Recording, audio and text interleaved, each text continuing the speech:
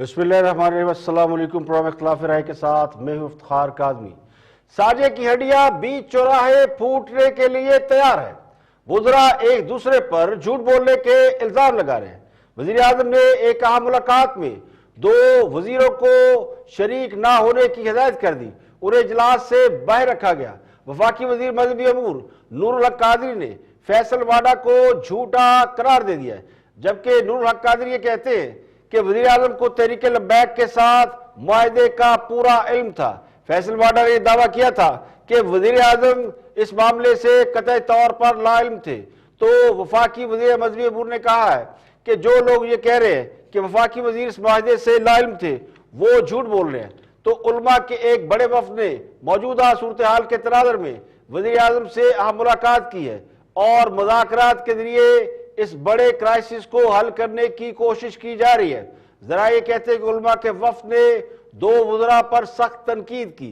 मौलाना ताहिर अशरफी और फवाद चौधरी के हवाले से उलमा ने प्राइम मिनिस्टर से ये शिकायत लगाई है कि वो सूरत हाल को ख़राब कर रहे हैं, जिसके बाद वज़ीर आज़म ने इन दोनों वज़रा को उलमा के साथ मुज़ाकरात के सेशन से बाहर रहने की हिदायत कर दी।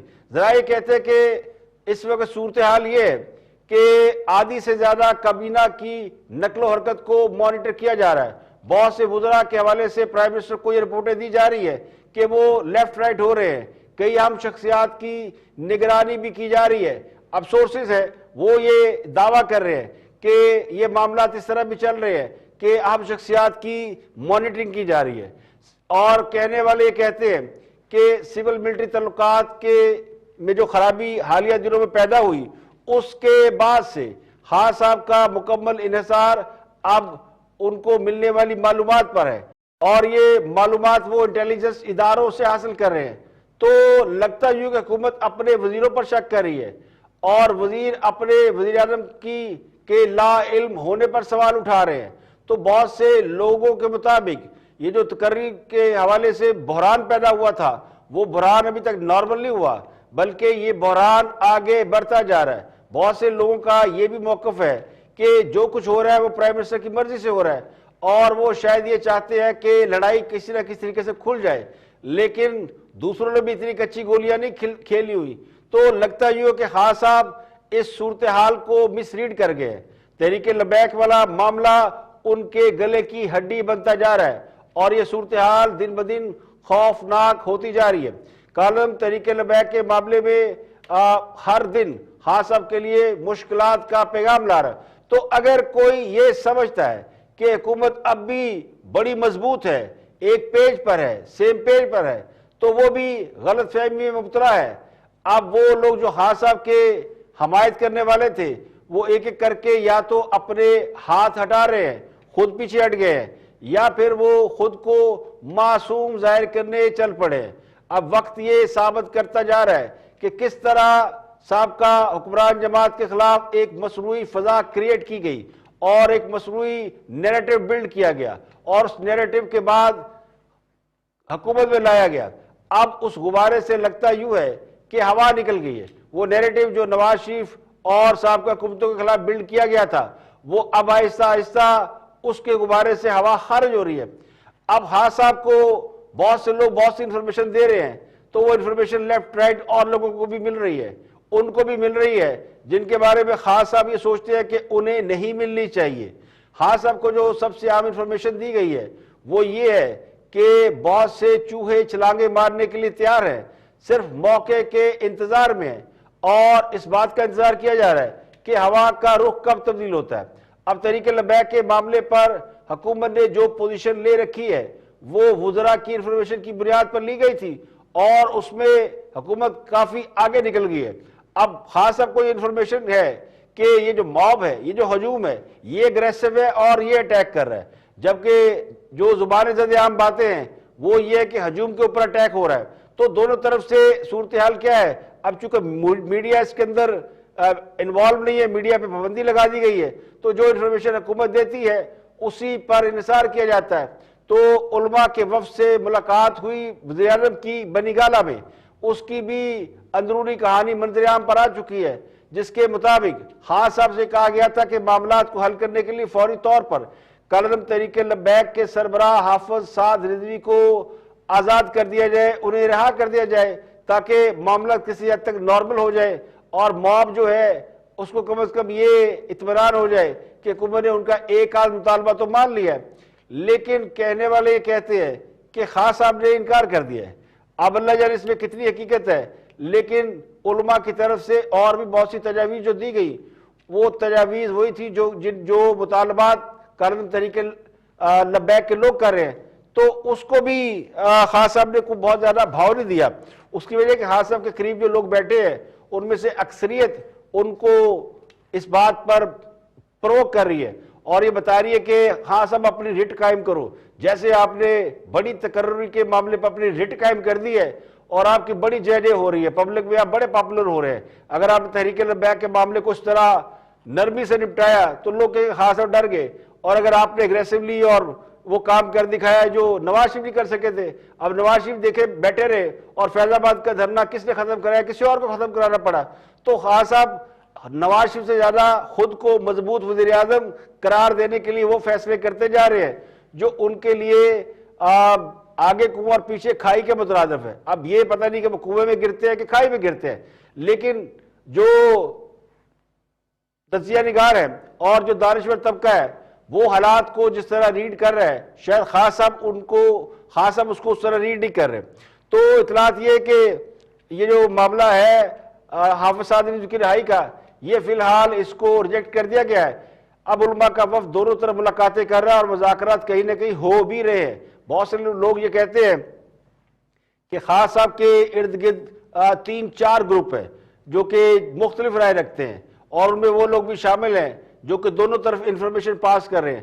تو یہ بہت ساری مس کمیونیکیشن یا مس کنسپشن کے حوالے سے، کیا سرائیوں کے حوالے سے، افواہوں کے حوالے سے بہت سی چیزیں اسلام آباد سے بھی نکل رہی ہیں جو کہ پورے ملک کی فضا کو خراب کر رہی ہیں۔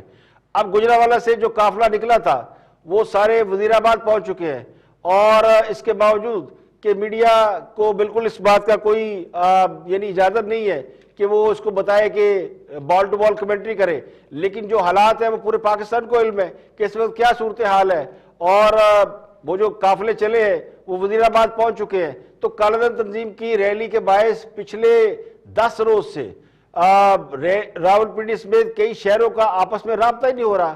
اب لاہور سے اسلام آباد جانے والے مارچ کے شرکا، آخری اطلاعات جو ہمیں ملی ہیں اس کے مطابق تو وزیر آباد میں موجود ہیں، اور مارچ کے شرکا کو روکنے کے لیے جو اگلا مقام ہے وہ دریائے چناب کا ہے، یعنی جیلم کا پل یا دریائے چناب کا جو پل ہے اس میں نہ صرف رکاوٹیں کھودی گئی ہے بلکہ اس کے اطراف خندقیں کھودی گئی ہے اور کھودی جا رہی ہیں، اور بھی بہت کچھ ہو رہا ہے۔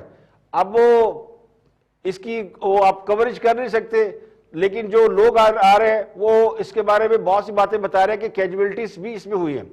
اس کے علاوہ وزیر آباد سے دیگر شہروں کو جانے والے راستے بھی بند ہو گئے ہیں۔ اسلام آباد کا لاہور سے براستہ جی ٹی روڈ زمینی رابطہ یہ پچھلے 10 روز سے ویسے ہی بند ہے۔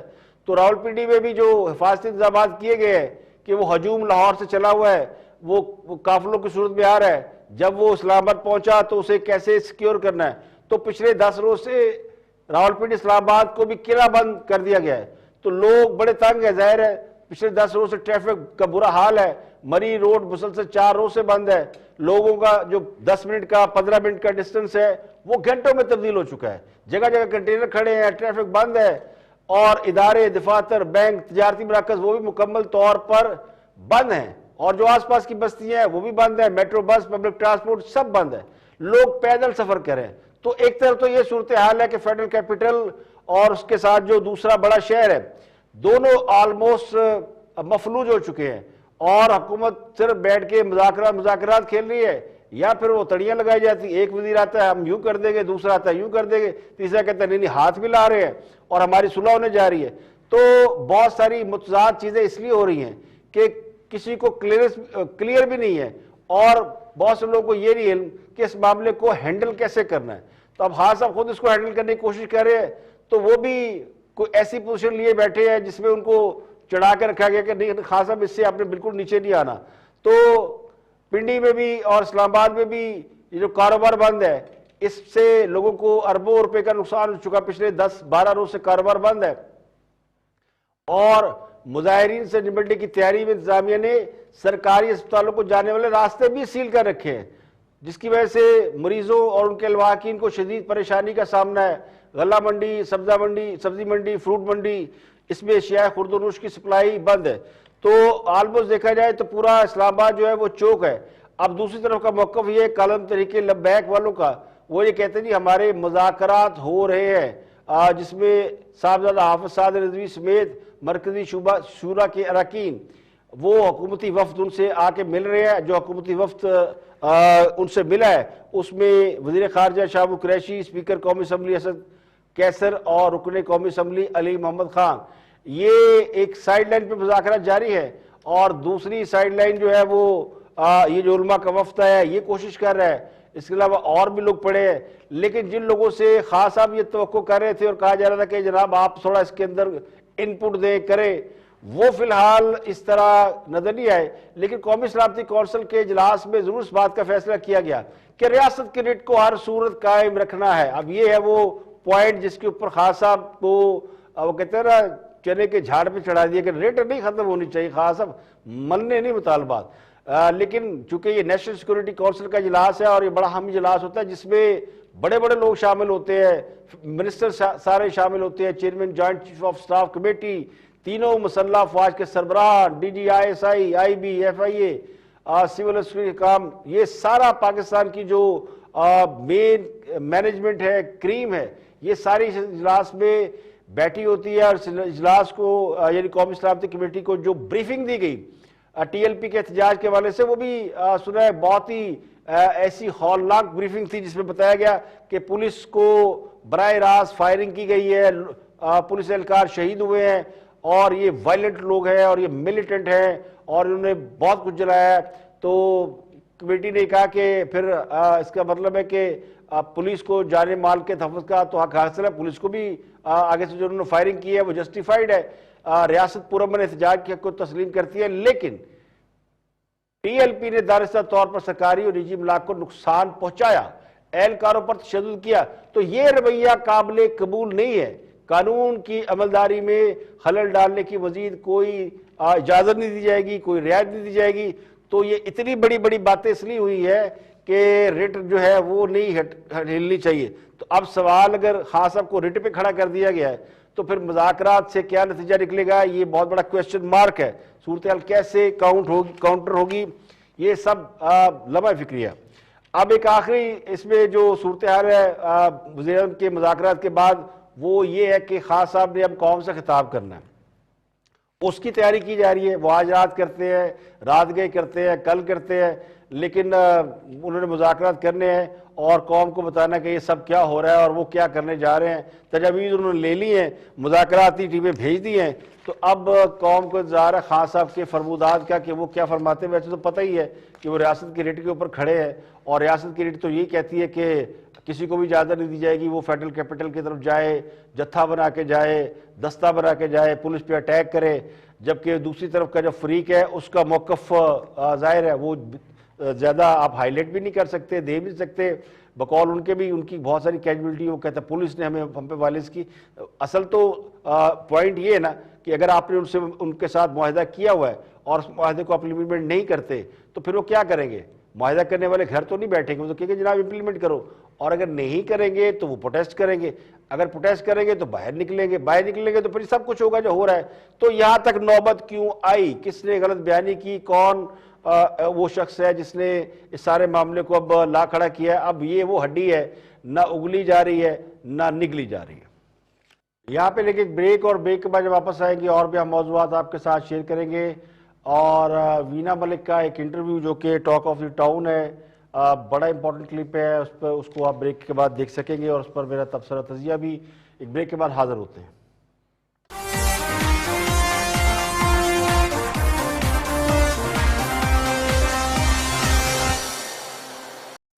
ویلکم بیک، آپ دیکھ رہے ہیں پروگرام اختلاف رائے اور میں افتخار کاظمی۔ بریک کے بعد حاضر خدمت ہے۔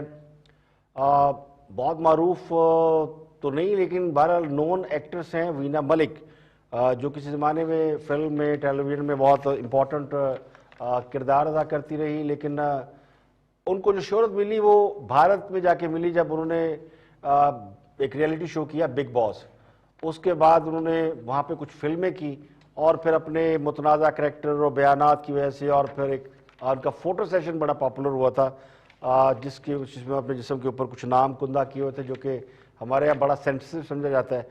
اس سے ان کو شہرت ملی. تو وہ نون ایکٹرس ہیں، نون ایک سیلیبریٹی ہیں.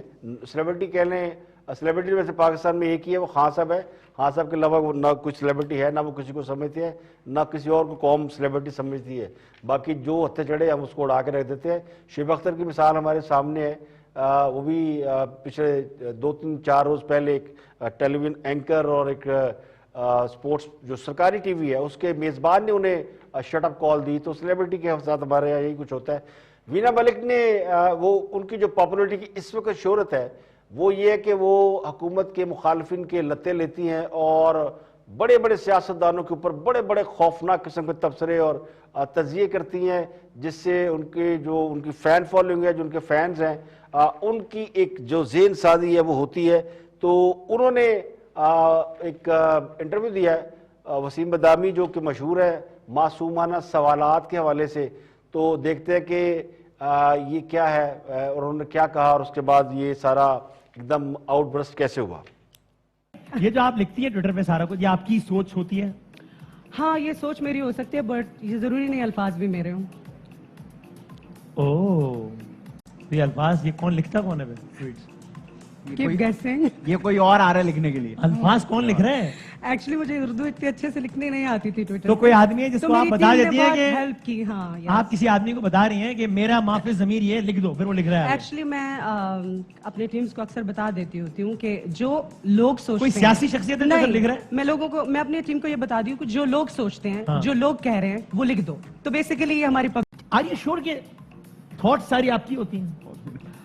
میں یہ سمجھ یا کچھ ٹویٹس آپ کے ایسے ہوتے ہیں کہ جس کے جو کہ نہ آپ کی تھاٹ ہے نہ آپ کے الفاظ ہیں، کسی اور نہیں کر دیا بس؟ یہ جو میرے تھاٹس ہیں یہ میں ایکچولی پبلک سے لیتی ہوں. I just go through what people thinking, what they are talking about. I just pick it from them. آپ نے کہا عظمت سعید شیخ صاحب کو حدیبیہ کی انکوائری کرنی چاہیے. اب بھی میں نے 2 ایلینز کے نام تھوڑی لیا، آپ کی ٹویٹ سے جملہ اٹھایا میں نے. جی عظمت سعید شیخ صاحب کون؟ عظمت سعید شیخ کیا ہے حدیبیہ انکوائری جو کہ آپ کہہ رہی ہیں ان کو کرنی چاہیے؟ آپ نے ٹویٹ کیا. یہ کب کی بات ہے؟ آپ کہیں گے تو ایگزیکٹ تاریخ بتا دوں گا ابھی میں. تو کہا ہے تو ٹھیک ہے، کہا ہوگا. اب آپ کیا چاہتے ہیں کہ do I stand by my words or no؟ یہ تو آپ کی چوائس ہے. عظمت سعید شیخ صاحب کون ہے؟ آپ نہیں جانتے؟ میں نہیں جانتا. اچھا آپ سے جاننا چاہتا ہوں. ٹویٹ آپ نے کیا نا تو آپ کو پتہ ہی ہوگا، ورنہ لوگ سمجھیں گے کہ ٹویٹ ہی کوئی اور کر رہا ہے، سوچ بھی کوئی اور رہا ہے. وینا نے اپنا اکاؤنٹ آؤٹ سورس کر دیا ہے، اپنی خدمات پیش کر دی. یہ لو میرا ٹویٹر اکاؤنٹ پہ جاؤ. کس کو پیش کر دیے؟ کسی کو بھی، مجھے کیا معلوم. ایسا نہیں ہے. I don't know آپ کس کانٹیکس میں بات کریں. کون سا والا ٹویٹ ہے؟ 100 days ago؟ نہیں 100 days ago نہیں، many days. عظمت اگر دکھا سکیں دکھا بھی دیں. عظمت سعید براڈ شیٹ کیس کی انکوائری کرے گا، نانی کی چیخیں. عظمت سعید حدیبیہ کیس کی بھی انکوائری کرے گا، نانی کی مزید چیخیں. یس، یہ ایک تو اس نیوز کا آئی مطلب تھی. سمجھا کیا مطلب؟ نانی چیخ رہی ہیں. ایکچولی ایک نیوز آئی تھی کہ جس میں اس کیس کی انکوائری عظمت سعید شیخ صاحب کی ایک نیوز آئی تھی اور اس کے اوپر بہت زیادہ شور مچا تھا. سو میں نے اسی کو ایز اٹ از لکھ دیا. آپ کے خیال میں عظمت سعید شیخ صاحب کو اس کیس کی انکوائری کرنی چاہیے؟ ایکچولی یہ نیوز آئی تھی اور میں نے اسی طرح کی خبر آئی تھی اور میں نے اس کو ایز اٹ از کیا خبر آئی تھی؟ جو آپ نے ٹائٹل بتایا یہی نیوز آئی تھی پیپر میں. سو میں نے اس کو اٹھا کے ٹویٹ کر دیا. صرف جو چیخیں تھی وہ ایڈ کر دی. نانی کی چیخیں آپ نے ایڈ کر دی. اچھا، پرویز ادبئی کا ایک بیان تھا. یار this show is about my Twitter. You are all about Twitter. You yourself said in your introduction. یار ٹویٹر کا آخری سوال، ٹویٹر کا آخری سوال قسم سے، ٹویٹر کا آخری سوال. سر کیا ہو گیا؟ پرویز ادبئی کے بیان کے بارے میں آپ نے کہا کہ آپ کا کیا اوپینین ہے پرویز ادبئی کے بیان کے حوالے سے؟ آپ نے پرویز ادبئی کے ایک بیان کے حوالے سے بھی ٹویٹ کیا، تو آپ کا اس میں اوپینین کیا ہے؟ پرویز ادبئی صاحب نے ٹھیک کہا یا غلط کہا آپ کے خیال میں؟ انہوں نے صحیح کہا تھا. میں تو آپ کا اوپینین پوچھ رہا ہوں یار. It was ridiculous what he said. And what do you think in contrast to what he said? جو میں نے لکھ دیا بالکل ٹھیک کہا میں نے.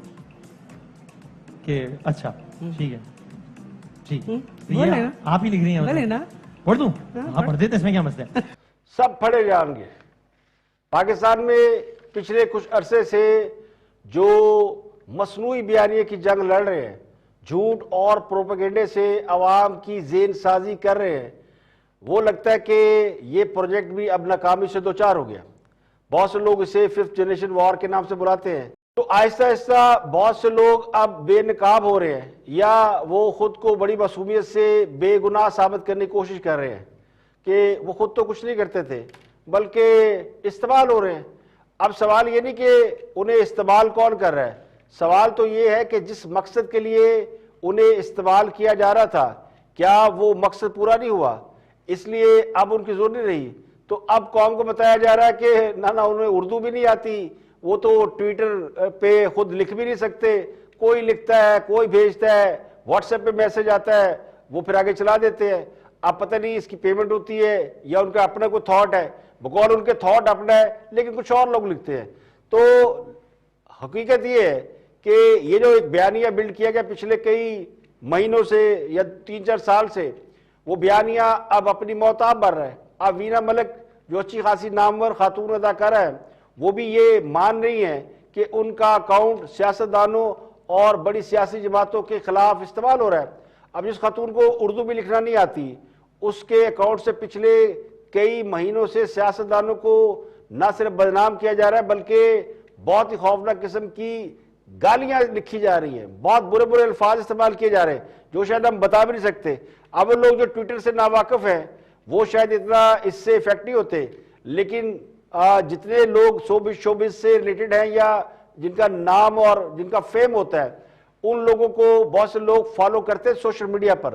تو اب وہ لوگ کس طرح, اب ان کے بارے میں کیا کہا جائے, میں یہ تو نہیں کہہ سکتا کہ یہ کرائے پر دستیاب ہیں, لیکن یہی 5th جنریشن وار ہے جس میں سامنے کوئی اور ہوتا ہے پیچھے کوئی اور ہوتا ہے.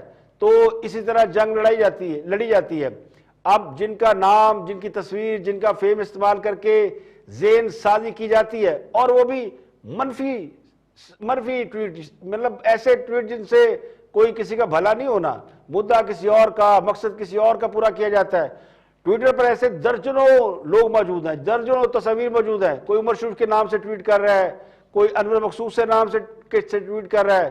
اب وہ شخصیات جو پہلے تو بہت سے ایسے لوگ ہیں جن کے ٹویٹ سے کوئی کسی کو فرق نہیں پڑتا.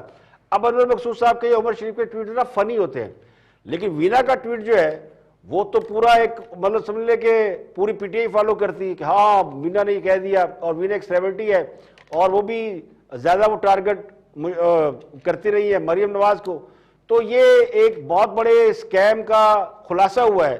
یہ ہے وہ 5th جنریشن وار, اور اس کلپ کو دکھانے کا مقصد یہ تھا کہ آپ خود بھی اندازہ کریں کہ جس کو یہ نہیں پتا جسٹس عظمت سعید شیخ کون ہے, لیکن وہ اس کے فیصلے پہ تبصرہ ضرور کرتا ہے, اور وہ تبصرہ بھی انہوں نے کرنا ہے جن کے خلاف وہ چل رہے ہیں.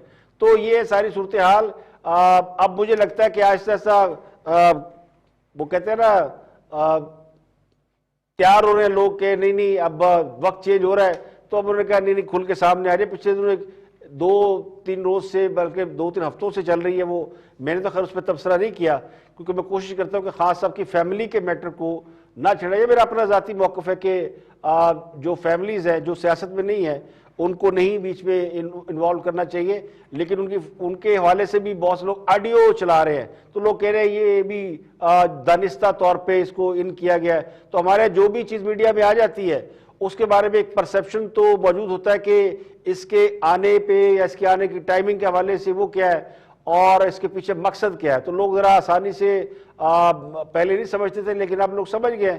اگر وینا آ کے کہہ رہی جی کہ ضروری نہیں کہ ٹویٹ میرے ہوں, بس کہیں سے آ جاتے ہیں, کوئی لکھ دیتا ہے اور وہ مجھے نہیں پتا کون ہوتا ہے, تو اسی سے آپ اندازہ لگا لیں کہ اس طرح کا کام ہزاروں لوگ بیٹھ کے کر رہے ہیں. اور جب ہزاروں لوگوں کے لوگ بیانات یا ٹویٹس پڑھتے ہیں تو پھر ان کے ذہنوں پہ کیا اثر ہوتا ہے. پھر تو ایک بندہ کہے گا نواز شریف مافیا ہے تو پھر آدھی قوم یا پوری قوم تو ایمان لے آئے گی. تو پچھلے 2-3 سال سے یہی کوشش کی جا رہی کہ جو سابقہ حکمران ہے, سابقہ حکومتیں, انہیں کرپٹ ثابت کر دیں, بے ایمان ثابت کر دیں, ملک دشمن ثابت کر دیں. تو اب مجھے لگتا ہے کہ وہ بھی کوشش جو ہے وہ دم توڑتی جا رہی ہے.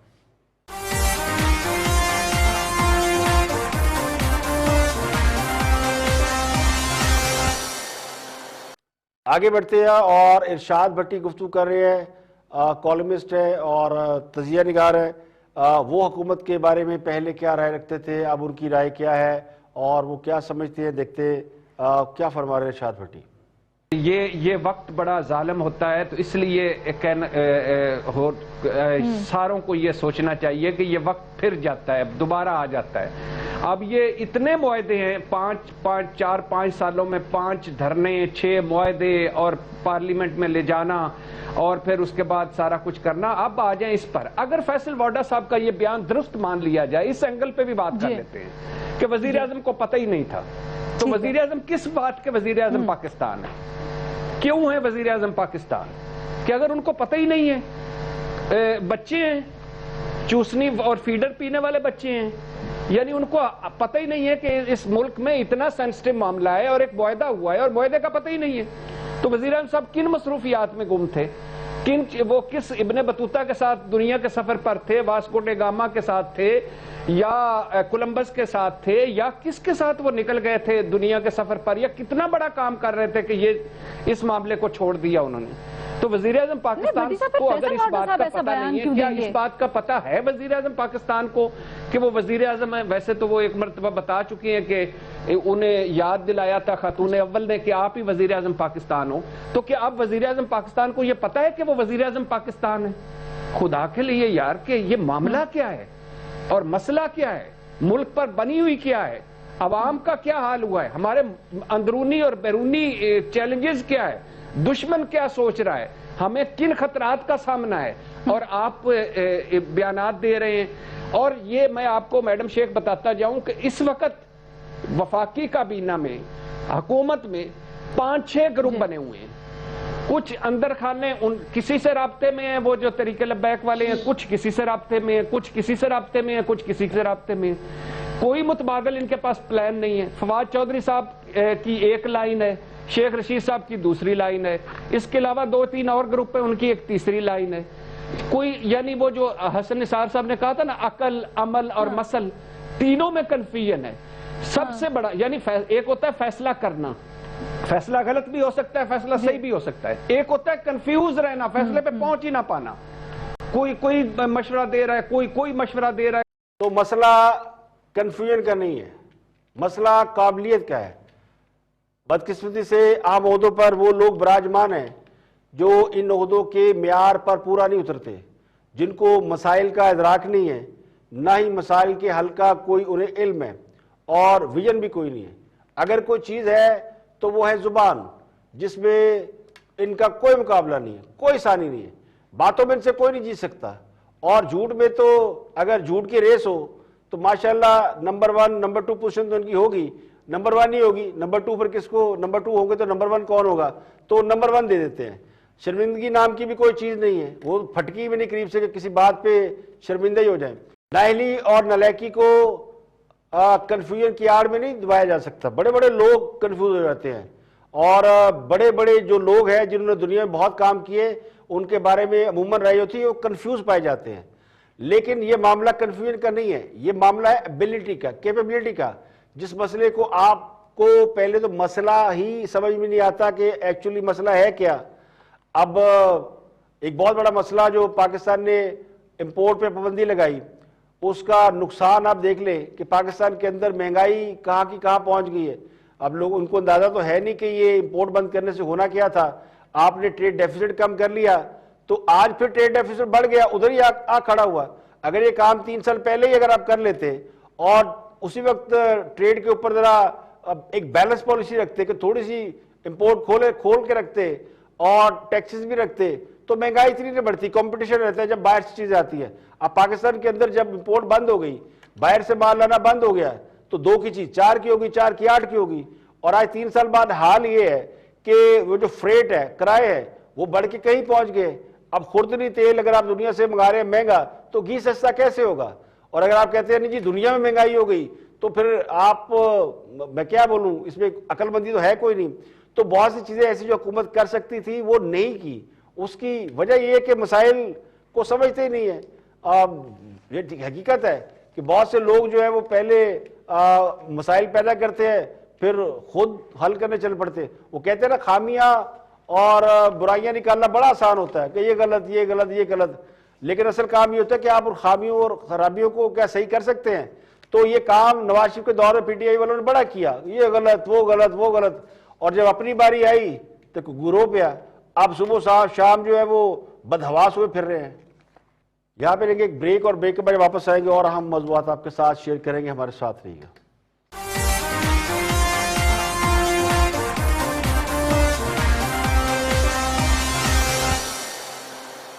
Welcome back. آپ دیکھ رہے ہیں پروگرام اختلاف رائے. میں افتخار کاظمی بریک کے بعد حاضر خدمت ہیں. آگے بڑھتے ہیں اور گفتگو کر رہی ہے پی ٹی آئی کے رہنما اندلیب عباس. کامران شاہد کے ساتھ دیکھتے ہیں کہ وہ کیا فرماتے ہیں. جو بات زبیر صاحب نے کہی کہ پرائم منسٹر کیپیسٹی نہیں ہے، اور جو بات پرویشہ صاحبہ نے کہی کہ ایک لا علم پرائم منسٹر ہے، ان کو پتہ ہی کچھ نہیں ہے، کریڈیبلٹی کچھ نہیں ہے، آپ لوگوں نے وعدے توڑے ہیں، آپ کی کوئی کریڈیبلٹی نہیں ہے، نہ آپ صاحب نے کوئی رستہ سمجھ آ رہا ہے آپ کو، اور جس طرح آپ ڈیل کرنا چاہ رہے ہیں کہ لال مسجد پارٹ 2 نہ ہو جائے. یور ٹیک آن اٹ، کس طرح ریزالو کیا جائے ایشو؟ اس میں کامران میں تو بالکل ان کا دکھ درد سمجھتی ہوں، بیکاز ان کو ان کی حکومتوں پہ تو کھل کے، آپ کو پتہ ہے وکی لیکس میں کیا کہا انہوں نے؟ کہا جی زرداری صاحب اور یوسف گیلانی صاحب نے کہا کہ جی یوسف رضا گیلانی صاحب نے کہا ہے، امریکن وہ لکھتی ہے پورا، اور وہ نہ آج تک کسی نے اس کو کوشچن کیا نہ کچھ، کہ جی ڈرون آپ مارتے رہیں، ہمارے بندے مرتے رہیں گے، ہم جائیں گے اسمبلیوں میں اور ہم ہو ہا کریں گے لیکن آپ مارتے رہیں. 480 ڈرون اٹیکس ہوئے، thousands of people died over here. ایک پارٹی تھی جو اس کے خلاف کھڑی تھی، اور واحد پارٹی ہے جس کے دور میں ڈرونز نہیں ہوئے. یہ وہ لوگ ہیں، اور یہ زرداری صاحب کو اگزامپل بنا کے پیش کر رہی ہیں، یہ نواز شریف صاحب کو اگزامپل بنا کے پیش کر گئے جو آپ بھاگے ہوئے ہیں اور وہاں حمداللہ محب کو مل رہے ہیں، اور وہاں بیٹھ کے ابھی بھی وہ پرانی عادتیں نہیں جا رہی. مطلب ایز اے لیڈر ہی آپ بھاگ گئے، اور آپ کا جو رول ماڈل ہے وہ آپ کے اشرف غنی ہے کہ وہ بھی پورے بیگز لے کے بھر کے وہاں 2 ولا. دیکھیں، جب جنرل مشرف جیسا پاورفل صدر امریکہ کو افغانستان پر حملے سے نہیں روک سکا، اپنی سرزمین کو افغانستان کے خلاف استعمال ہونے سے نہیں روک سکا، یہ اس وقت کی بات ہے جب ملک کا طاقتور ترین ادارہ اس کے لوگ سربراہ تھے. جنرل مشرف سے طاقتور کون ہو سکتا تھا؟ اب وہ امریکہ کو اس کی مرضی سے نہیں روک سکے، تو اس کے ذمہ دار نواز شریف یا آصف علی زرداری کیسے ہو گئے؟ اب سول حکومتوں نے تو ان گناہوں کے بھی قرض ادا کیے ہیں جو گناہ انہوں نے نہیں کیے تھے. ویسے بہت سے گناہ کیے ہوں گے لیکن بہت سے گناہ انہوں نے نہیں کیے. تو تاریخ کی درستگی کے لیے عرض یہ کہ یہ جو سول حکومتیں ہیں یہ پچھلی حکومتوں کا وہ حکومت جس میں مشرف صاحب بہت ہی زبردست حاکم تھے. ذاتی طور پر مشرف کا میں فین ہوں، ان کی حکمت عملی کا، ان کی اسٹریٹجی کا. ان کے دور میں ظاہر ہے ڈالروں کی جب بارش ہوئی اور ڈالر اس وجہ سے آئے تھے کہ ہم امریکہ کے ساتھ ہاتھ ملا لیا، تو پاکستان کے اندر ایک خوشحالی تو آئی، لیکن اس کی قیمت ہم نے وہ ادا کی ہے کہ جو شاید اگلے کئی سال تک ادا کرتے رہیں گے. یہ سول حکومتیں، چاہے وہ پیپل پارٹی کی حکومت ہو، مسلم لیگ نون کی حکومت ہو، یہ اس کا بھگتان کرتے رہی، ان فیصلوں کا جو فیصلے انہوں نے نہیں کیے تھے. اب ڈرون حملوں کی جہاں تک بات ہے تو یہ کام کس نے کرنا تھا؟ یہ نواز شریف کے دور حکومت میں تو ڈرون حملے بند بھی ہوئے اور دہشت گردی کے خلاف بڑے بڑے آپریشن بھی ہوئے، لیکن اب 3 سال بعد بھی حکومت کو اگر یاد آ رہے ہیں نواز شریف، تو وہ اس لیے یاد آ رہے ہیں کہ ناکامیوں کو جسٹیفائی کرنے کے لیے ان کا کچھ نہیں ہے. کس کا نام لیں؟ اپنی ناکامیاں کس سے گلے میں ڈالیں؟ جو ناکامیاں جن کی ذمہ داری خود انہیں لینی چاہیے وہ پچھلی حکومت، اس سے پچھلی حکومت اور 70 سال میں ڈال دیتے ہیں.